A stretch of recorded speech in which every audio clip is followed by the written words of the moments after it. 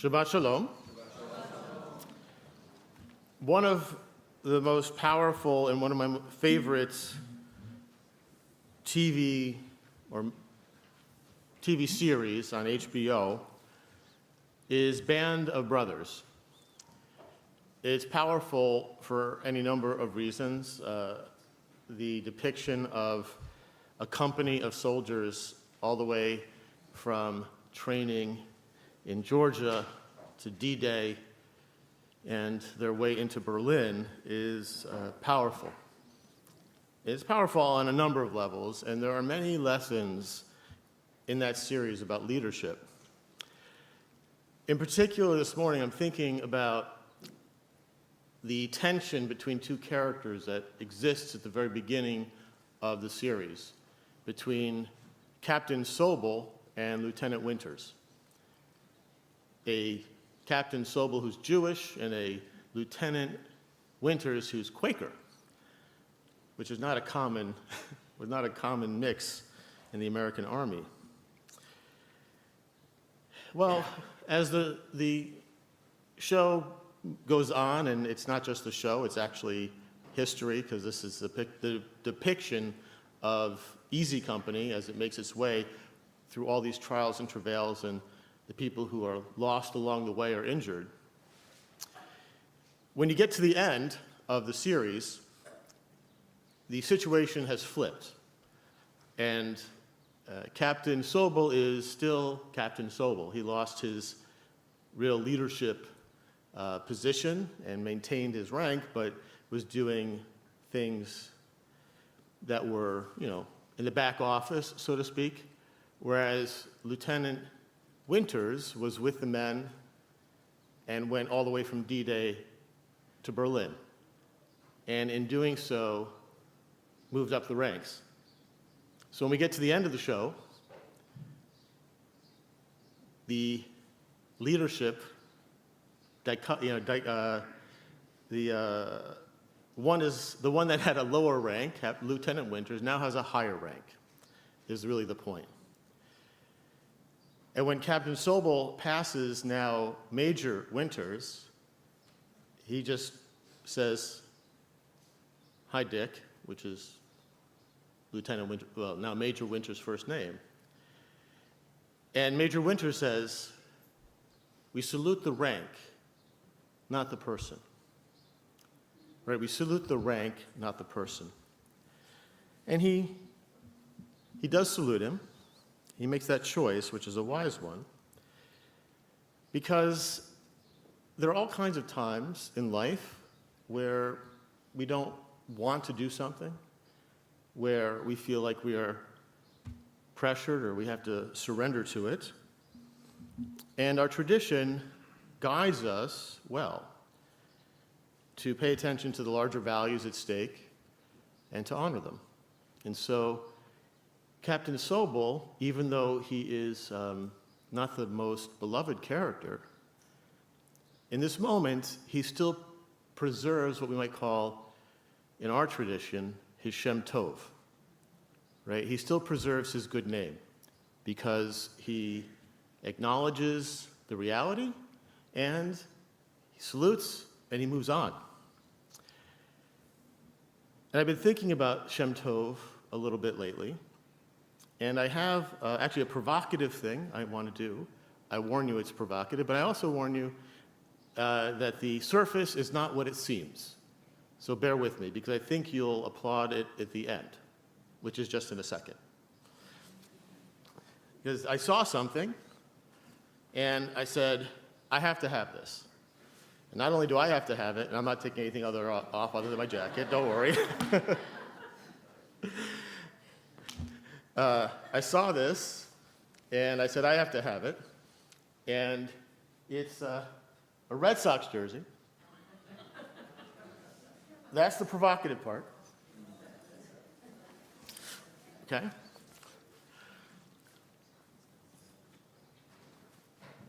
And you might remember the video I sent from North Carolina.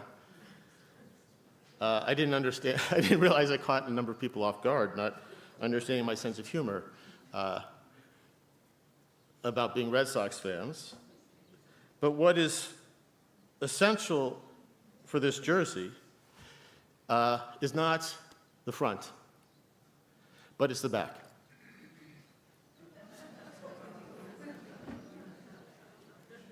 It says Shem Tov if you don't have the glasses to see it. And it's Shem Tov not because I like the idea of Shem Tov, though I do, but because former hostage Omer Shem Tov was in Boston about a month ago, and as part of his journey, his trip, he was invited on Jewish Heritage Night to throw the first pitch out at Fenway Park. He did, got it across the plate, and also they gave him a jersey with his name on the back. I saw it and I said, that's it. And actually we got one it was our anniversary presents to each other. We have new jerseys that we can wear. But Omer has a Shem Tov, literally. It's on his license, right? It's on his Teudat Zahut. But he also lives a life of being a Shem Tov, which is incredibly powerful. And so I wanted to just share a little bit about that, if you haven't heard it yet, about why other hostages say that it was his presence with them that saved their lives, that enabled them to make it through. And if you watch interviews of him on YouTube, or if you listen to him on Modi's podcast, because if you listen to Modi's podcast, you know that he's been obsessed with Omer for quite some time. One of the questions he gets asked over and over again, being in captivity and for hundreds of days alone in a dark tunnel, is if he ever asked himself, why me? Why did this happen to me? And that's a black pit of despair it's so easy to fall into. To say, why me? And that entropy that would come from there, just sinking him lower and lower. But no, he didn't. He didn't say, why me? He said, what can I do? Even though they're little things, what can I do? He cleaned. He did chores, even if it was for the Hamas soldiers who were keeping him captive. He found a way each week to mark Shabbat. He found little ways to keep moving forward. And so what he did, to not just have a Shem Tov on his Teudat Zahut, his identity card, but to live being a Shem Tov, is he did not allow these horrible and dark circumstances to define him, but instead, he found ways to be positive. And when you see him on these YouTube videos, you see the brightness and the life come from his eyes and come through his face. His countenance is really uplifting. And somehow he managed to maintain that through hundreds of days in that darkness. It's what helped others get through it as well. That certainly stands in stark contrast to our, what's the best word for Korach in our Parsha this morning?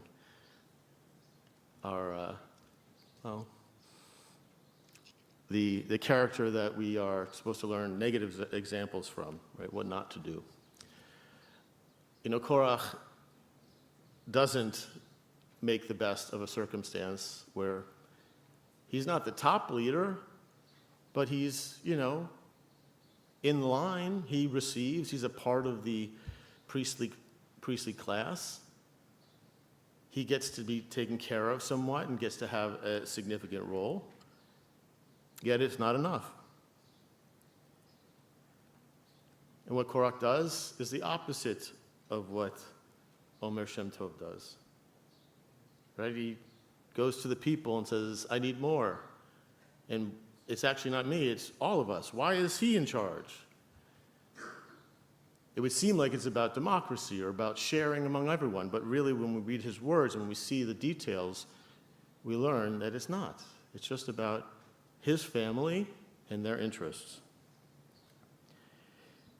And so Omer strikes me as an antithesis, the complete opposite of that archetype. Because no one is a pure Korach, right? There's no one who is completely like that. It's an archetype, this strong vision of a personality that we can learn from. Yet learn we should. And it's a powerful model that Omer gives to us. You know, when we think about having a Shem Tov, like Omer has, if you're like me, you might be reminded of that Zelda poem that we read most every year during Yizkor in one way or another, or during the high holidays. And L'chol ish yesh Shem, every person has a name. I don't have the poem with me, but we know that there's a poem in their youth, a poem in their age, a poem as a child, a name as a parent. Right? L'chol ish yesh Shem, everyone has a name. And I wonder, what was Omer's name in that tunnel? I think lightness, I think tikva and hope, and certainly optimism. Things that we can really be inspired by and we can model our lives by. I don't know how he did it. I don't know how he could face such dark times with no real sense that he would actually get out and maintain his sanity and his optimism. But by engaging where he was, with the circumstances he faced, in the best possible way, he maintained his Shem Tov. And it reminded me of something I learned 32 years ago, when I was a publishing assistant in the engineering line at John Wiley & Sons, 40th and 3rd. My job, in the days where the internet and email were kind of rudimentary, often had me calling around to different universities and seeking professors to review books that we were considering publishing. And in engineering, what I discovered is that the principles of engineering, like the basics of engineering, they haven't changed in a long time. Yet, the University of Kansas, Iowa, these schools that turn out 1,000 engineers every year, they adopt a new mechanical engineering book every 3 years. Why do you have to switch every 3 years? Was the first lesson. And the answer is that they don't adopt a new book for the book, they adopt it for the workbook that's provided with different problem sets and answer keys. Because in those larger schools, there are engineering fraternities, and they keep an answer bank, and so the professors only feel comfortable using the questions once because they know that the answers will be shared if they try to use them again. And that drives everyone to have to buy a new book every 3 years, right? But then one time I was on the phone with a professor from Cal Poly.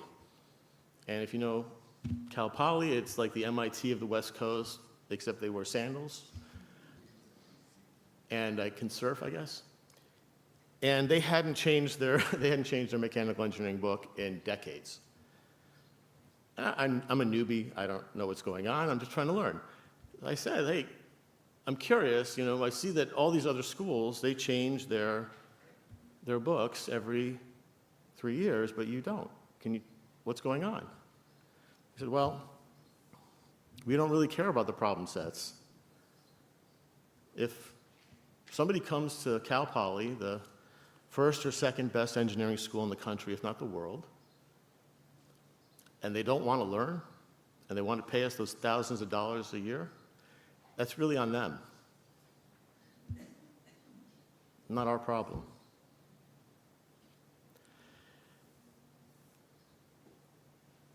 There can be all kinds of reasons that we look for a crutch, like an answer bank, or we look for the easy way to get to accreditation or a title.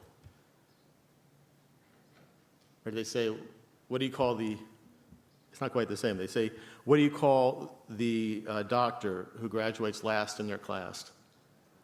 Doctor, right? And that is true. But that's the opposite of what he was talking about. It's okay to be last in your class if you do it honestly. But to try and get that title, to try and get the credential by copying someone else's work, is really missing the point. And that's also part of a Shem Tov, right? In that situation, you find yourself, and even if you're overwhelmed, even if you know that your grades are going to be a little lower because you have to struggle with it, having a Shem Tov demands that you do it yourself so that you have the honest knowledge and confidence that you've accomplished what they say you've accomplished. So in our world today, and especially with ChatGPT and all of these different services and screens that keep us literally, not just the screen in front of us, but screens that shield us from reality or that guard us or protect us from some of the harshness, but also from understanding what's really there. It's very hard to be in touch with our Shem Tov, of who we really are and of what we really bring and what we really offer. Moshe in our Parsha and throughout the Torah, Omer, watch him on YouTube, you will be inspired, and so many others. They focus on maintaining that Shem Tov. And that is my hope for you as you go forward, maintaining the Shem Tov of the community and having much success in your years to come. Shabbat Shalom.